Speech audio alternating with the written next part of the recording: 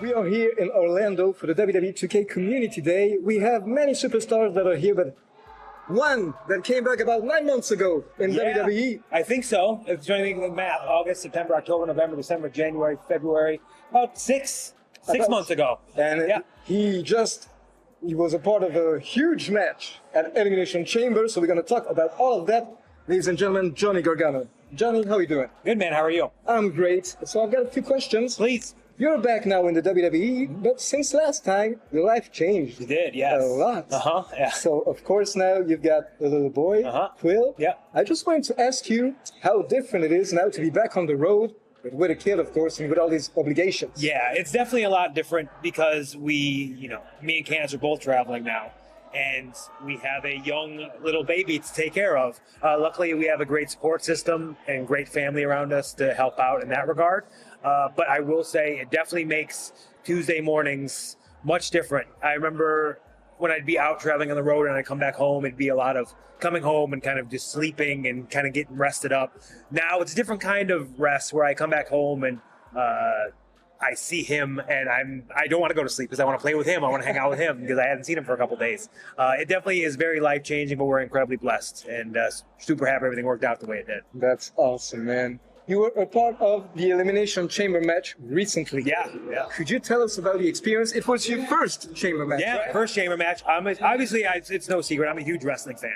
I watched the Elimination Chamber matches my whole life, basically.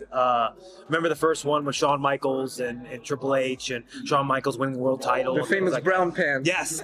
So, a fun story. I was almost going to try to wear a homage to Shawn, a tribute to Shawn, but I myself, I cannot pull off the poopy brown pants. Oh, damn. So I went bluey in that regard instead. Next chamber, maybe. Next chamber.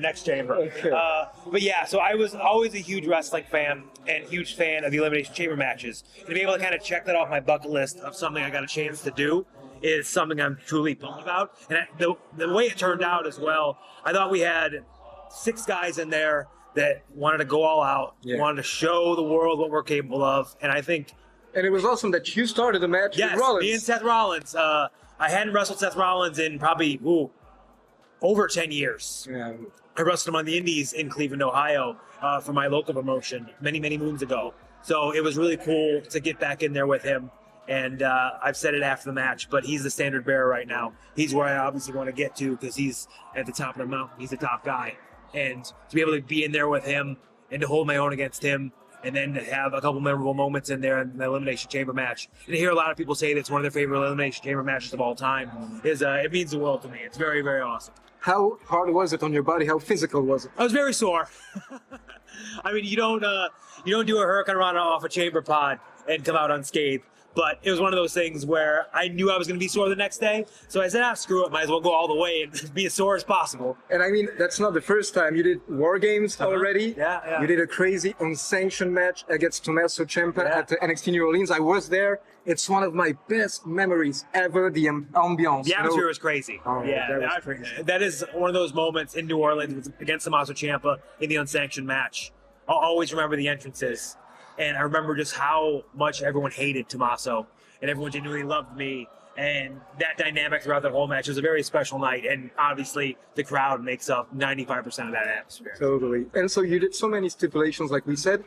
Which one was your favorite? Oh, favorite. Best memory, you know? So it's a recency bias, but I will say, so obviously War Games, I always wanted to do War Games, and War Games are really special to me because that was like my last NXT match, and to be able to be in there with those guys one last time was really cool for me, especially going into it knowing that it was going to be my last one. But also, again, recency bias, Elimination Chamber. I don't want to say, like, it sounds wrong to say this, but like, it was fun. Like, it was fun. It hurt a lot.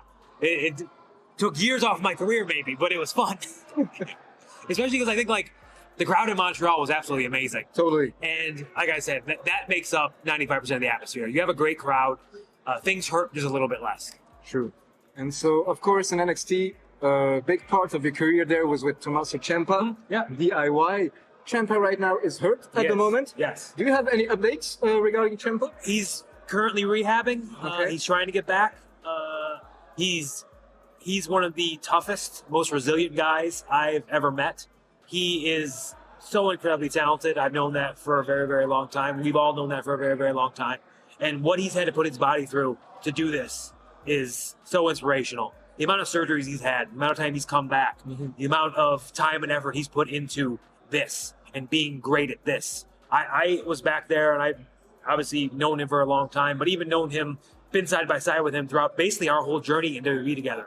And to kind of experience all that together, and to be told no together, and to kind of rise up and be where we are now today, it is a really awesome story that will hopefully be told in full one day.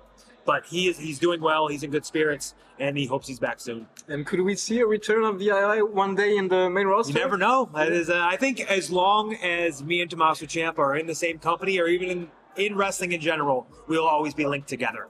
And there was always that idea of what would happen if DIY was on Raw and SmackDown, the amount of dream matches that could come of that. Oh. And I think we haven't scratched the surface of that yet. Oh, people would love to see it. It sounds that way. It sounds that way. So this year in WWE 2K, we've got a big showcase mode about John Cena. Yes. Could you tell us a little bit what John Cena represents to you as a wrestler? And did you have any interactions with him these past few years? Yeah. So John Cena, for my money, is the... I'm going to be... I don't mean to make this pun, but he is really the prototype of our industry. The way he treats people, his work ethic, everything like that is so inspirational. It is what we all thrive and strive to be. We want to be like John Cena because he is basically the prototype of the perfect WWE superstar in and out of the ring. And I remember the first time I met John, I was an extra. I was not working for WWE. I was still doing indies at the time. I remember I did not really a tryout match, but I did a match before the show at Monday Night Raw that was in, I believe it was in Ohio. I think it might have been Columbus, potentially. So I was backstage, and I did this match against a guy named M-Dog20, Matt Cross, who I wrestled a bunch at the time as well. And we had this match, and after the match was over, it was like, okay, cool. And I walked out, and I was standing in the hallway, and someone came up to me and put their hand around me. And he snapped me, and I looked, and it was John Cena. And he said, I just want to say, that was amazing. Like, keep doing your thing, man. Like, you belong here. You deserve to be here one day, and you will be one day. Just keep working. That was one of the best matches I've seen in a long time. And put that in perspective. Like, he's John Cena. He's still John Cena at the time, too. He's still top guy. And he came up to an extra. Yeah. He had no reason to do that.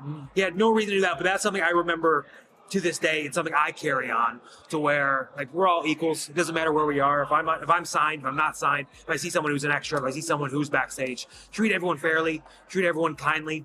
And I think that is the everlasting message, but also goal of John Cena. So we had that interaction. And then my War Games match that I spoke on earlier, he posted a picture of me on his Instagram. After the War Games match of just me. I know John posts random pictures on Instagram. Exactly, yeah. But it was just me. So I had his number, and I sent him a text, and I said, hey, man, thank you for that. And he sent me a long text message about thanking me for my time in NXT and everything I contributed to it, and that I've got to the industry and that's so stuff nice. For the future. He's the man. Like, I cannot say enough great things about John Cena. Like I said, he's the prototype of what a WWE superstar should be in and out of the ring. Because like you said, he doesn't have to do that. Doesn't have to do that. And I guess a lot of people are asking him for feedback and stuff like that. Yeah, but it's so awesome that, like, he is that way because he doesn't have to be that way. And I wouldn't expect, like, even if he never came up to a lowly extra, no one would think different of John Cena, you know? If he didn't, and he wasn't even in WWE at the time. He was doing, like, Peacemaker stuff. And he still posted a picture of me after the War Games match. So that means he's still watching and still in tune with what's happening. And like I said, he doesn't have to be that way, but it's inspiring to see the guy, like some would say the GOAT, act that way. Because if that guy's acting that way, why aren't all of us acting that way, right? I mean, he's there, you want to get there, we all should strive to be half the professional that John Cena is. That's so cool. And so last question, you know, we have a lot of people in France who want to become wrestlers, but we don't have many schools, so it's kind of complicated. What kind of advice could you give to young talents? Maybe advice somebody gave you that could help them, you know? So I've always been, my biggest piece of advice I've always given people, especially if you're fans of this, is number one, find a good school is a good choice. But also, once you do that and once you start training or start in this business in any way, never lose that fan side of you. Because I feel like that is when things go bad, is when you forget how cool this actually is. Like, we're here today and we're playing, WWE 2K23, and like, this is my job. And like, I used to play WWE video games my whole life. And now I'm here and I'm in the game, and that's still incredibly cool on me. And the minute that these sort of things, even the smaller sort of things, being on a show, being on a poster, being on for me, like being on like a card online, like even things like that, like that's still incredibly cool to me because I'm a wrestling fan. And I think the minute you lose that wrestling side of you and this just becomes a job is the minute you shouldn't do this anymore. I mentioned like John Cena treating people kindly and treating people the right way. I feel like that really helps you because you remember what it was like being on the other side of the guardrail, and you try to think like, what can I do to make these people react or make these people stay?